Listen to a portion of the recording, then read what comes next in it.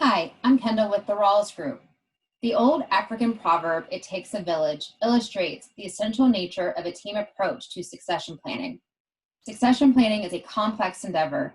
As such, it requires leveraging the expertise of a diversity of backgrounds. Collaboration and different expert opinions provides a 360-degree approach, ensuring the possible, probable, and potential issues impacting your long-term vision are addressed. To provide insight into common questions received from business owners, we are leveraging the village of our valued strategic relationships. As you listen to this episode, you'll be able to immediately apply the key takeaways and you'll come back for more. Now we're going to focus on what should we be doing to be more proactive if something unforeseen like COVID-19 happens again? What should we be focusing on? A lot of our clients are reaching out and asking us, what should they be thinking about during the current pandemic? What are lessons they can learn, and what should they do if this happens again? And I can't help but think of the old adage that says, never let a good crisis go to waste. I think back to the playbook that we looked at and created back in 2008 and 2009, what lessons did we learn then? Those lessons could be just as applicable now as they were then. 3 items I remember clearly were cost minimization, cross-training your employees, and also, in the midst of that crisis, going ahead and thinking about succession planning. With cost minimization, any time is a good idea to look at reducing your fixed costs, but especially now. There's no better time to ask your vendors, just like our customers are asking us, can you sharpen your pencil? What can you do on your contracts? Do you have any pay plans that have duplication? Are you paying for the same thing twice, the same level of service?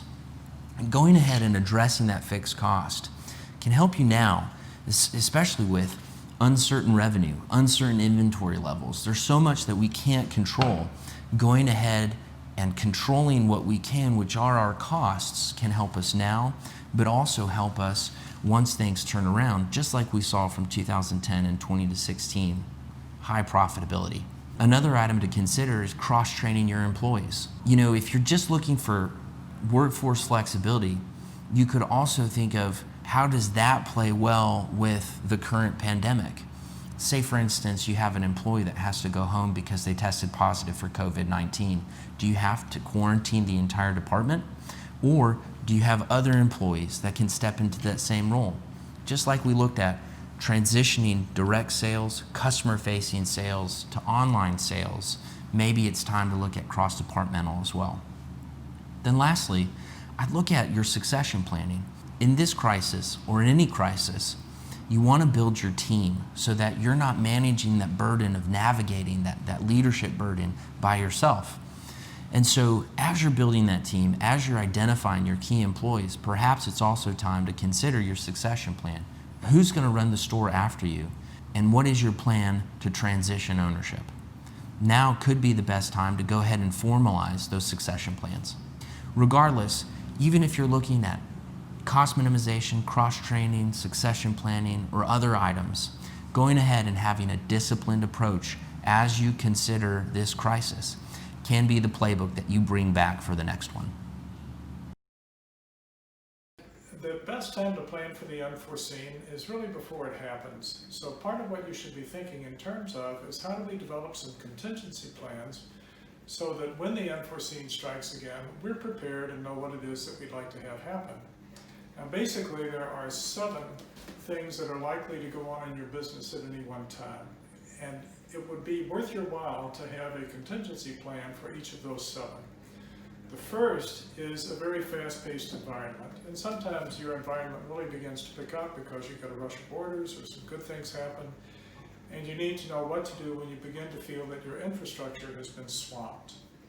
The second thing that's likely to happen is that there's going to be a sudden growth spurt. So if you have a sudden growth spurt, that's a lot like the fast-paced environment, only it tends to go on a lot longer. So part of what you're going to be looking at is what do we have in place to deal with the sudden rush and increase in the level of business?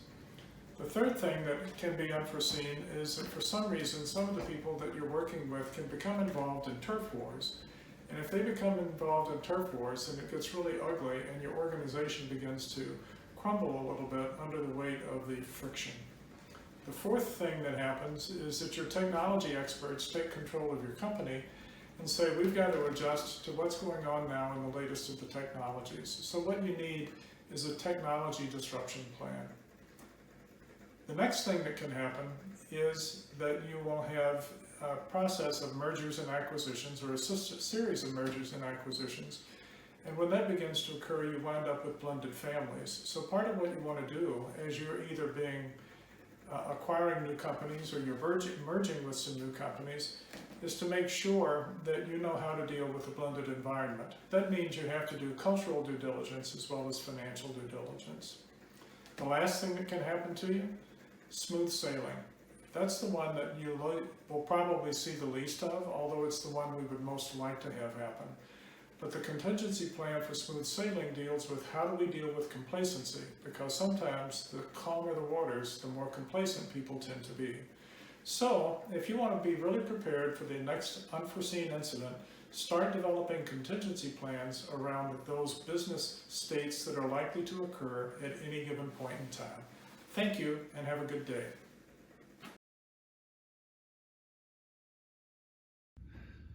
Well, 2020. Nobody saw this coming.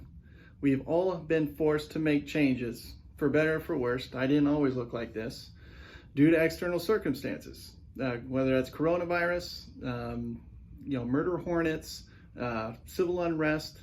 We've all been forced to react to things and change the way that we have gone about our business and daily lives.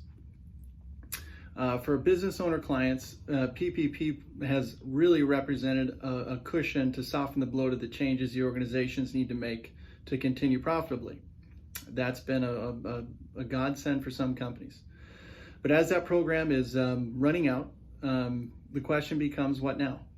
If you're like most business owners or entrepreneurs, you just as soon not sit home or sit in the office waiting for something else to happen so you can react to it.